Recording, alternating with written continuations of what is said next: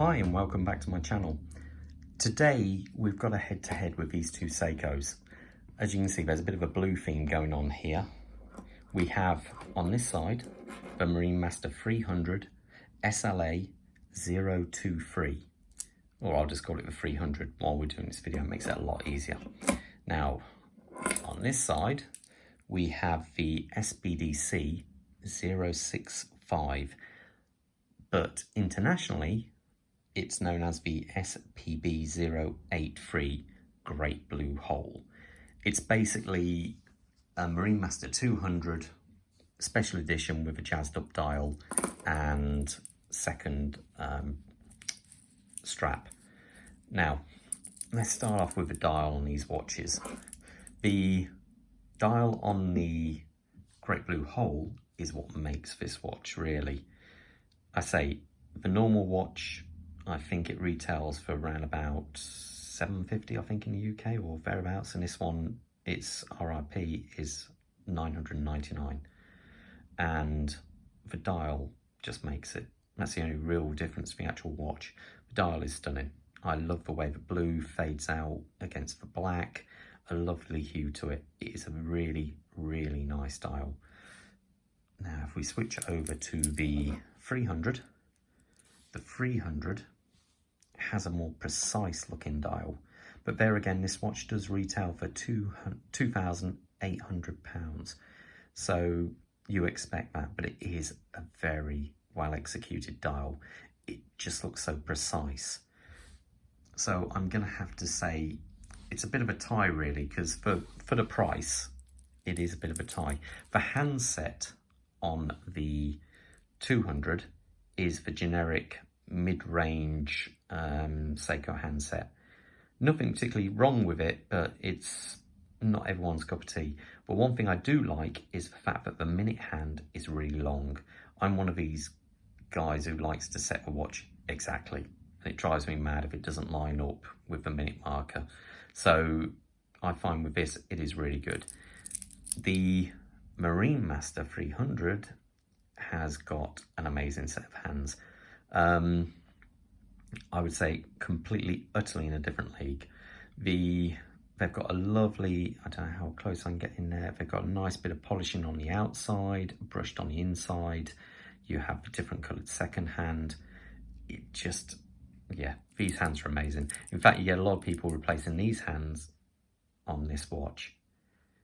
So another thing I've just noticed as well is when I think the polishing around the actual minute markers looks to be a little bit better on the 300 than the 200. So next, let's get into the bezel. The bezel on this one is let's actually say crystal before I do. The crystal on both watches is a sapphire crystal with AR coating. The difference being on the 200 is flat, on the 300 it is domed.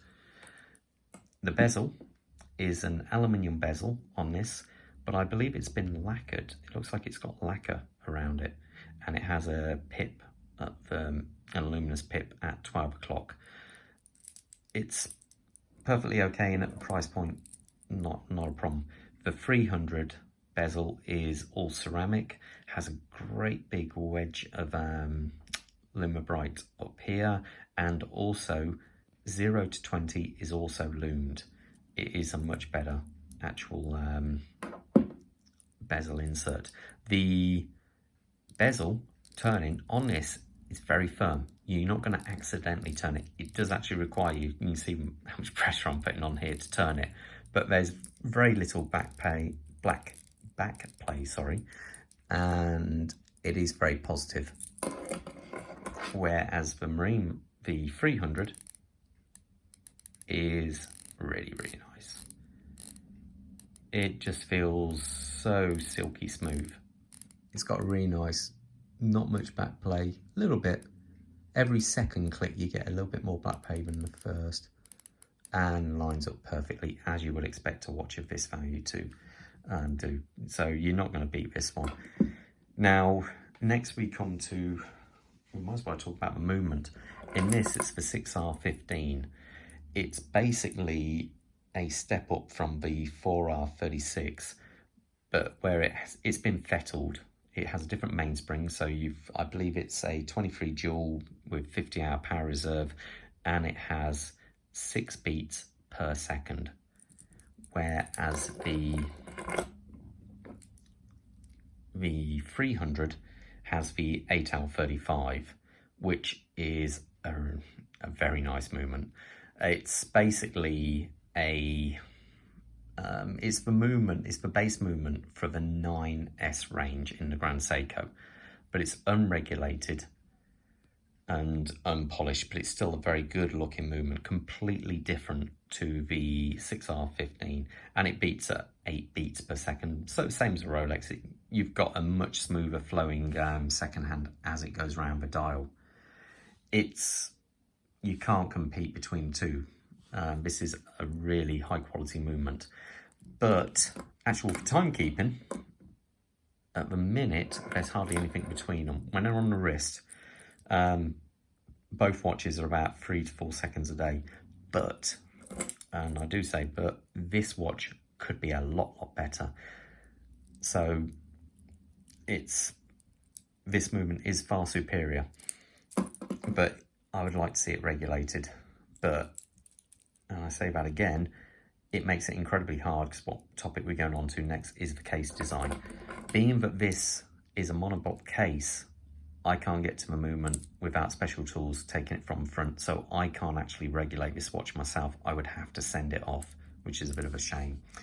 The actual case on this is, it's 15.3 thick, and it's also 50 mil lug to lug, same as the 200, but the 200 is thinner. It has this lovely case design. Sorry, it is really nice, a bit smudged at the moment because my fingers. The mirror polish from Suatsu Finishing is amazing. Both watches have it, and it is a mirror-like. The difference here, you have a flat going along, like a flat spine going along, which has been brushed, drilled lugs. As I say, no case back for water to get into. It's completely sealed. We have a screw down crown which has been signed. The screw down crown on this is smoother and easier to operate than what it is on 200. So that's that one there. And the 200 here, very similar style. Oh, both watches have dye shield, which is basically a surface treatment, so it makes the steel a little bit harder. Basically, normal steel is about 150 to 200 on the Vickers scale of hardness. These are about 500. This has the drilled access to get to the spring bars, but it doesn't have that flat crown, that flat spine running through it. I actually prefer the detail on this more than the 300. I just think it looks better without that flat surface on there. I just prefer this one much more. Both the crowns are at 4 o'clock. I say both screw down, but I do prefer this case much more than the 300.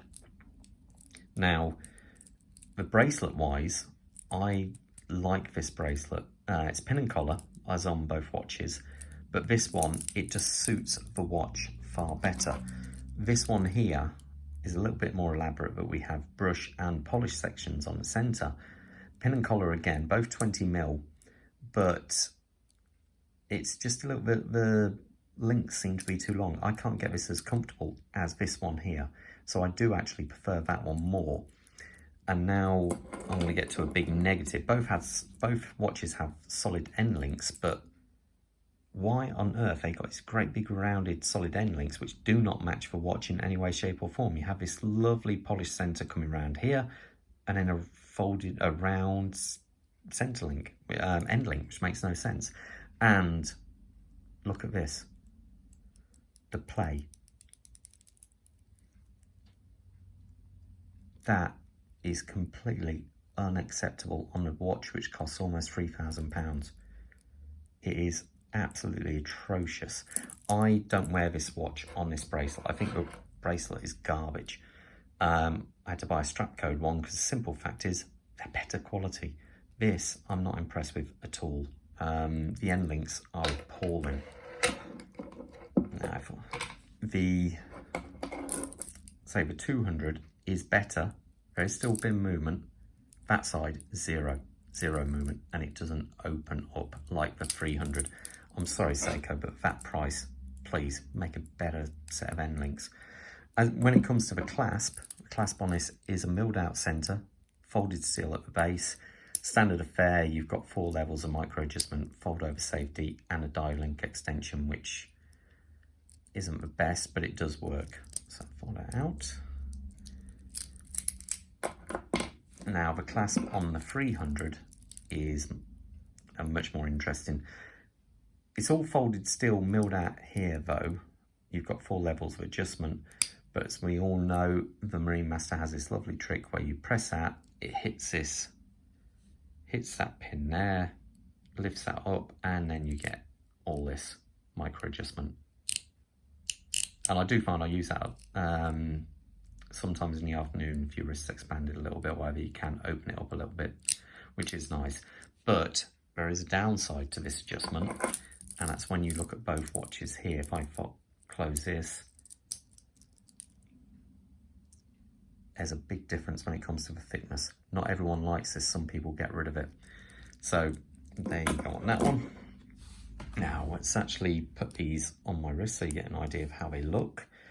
By way of comparison, this Rolex here is the entry-level Rolex, and this is what you pay for. See the difference in end links here? There isn't movement at all. You cannot do anything with that. It will not move. So here we go. Let's put this on.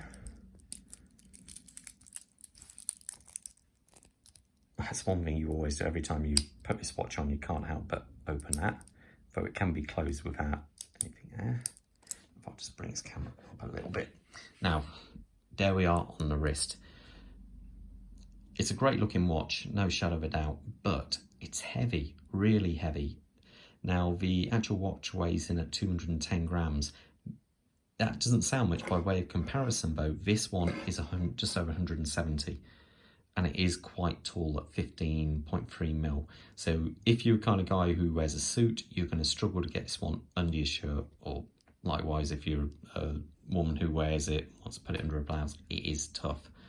So it does feel very top heavy, and sometimes I find it riding up the wrist. I don't have it that loose, but because of its weight, it kind of moves more. It's not the most comfortable watch at all. It's a nice watch, but it's not the most comfortable. I find this is great if you're a collector and you have a bit of a collection. This is a perfect watch, but if you to wear it every day, I don't know. There's far more comfortable watches. My wrist size, by the way, is a fraction over 7 inches. Let's put the 200 on. The 200 sits so well. It's the kind of watch you can put on and forget. I really do have a bit of a soft spot for this watch. Between the two, if you only could have one and forget about price, I'd say the 200. The 200 is a truly great watch. If I had to sell one watch and keep only one, I'd keep the 200. I really would. I know lots of people are going to say I'm mad because, you know, but take price out of the equation. I prefer this watch. So there you go. That's a little comparison between the two watches. If you have any questions, please feel free to drop me a line and, you know, in the comments below, and I'll try and get back to you ASAP. But yeah, I don't think many people will like me on that one, but there you go. That's the how my findings between owning the two watches. So anyway, I hope you enjoyed a review of a head-to-head challenge on this one, and I will see you in the next video. Hope you enjoyed, and stay safe out there. All the best. Bye.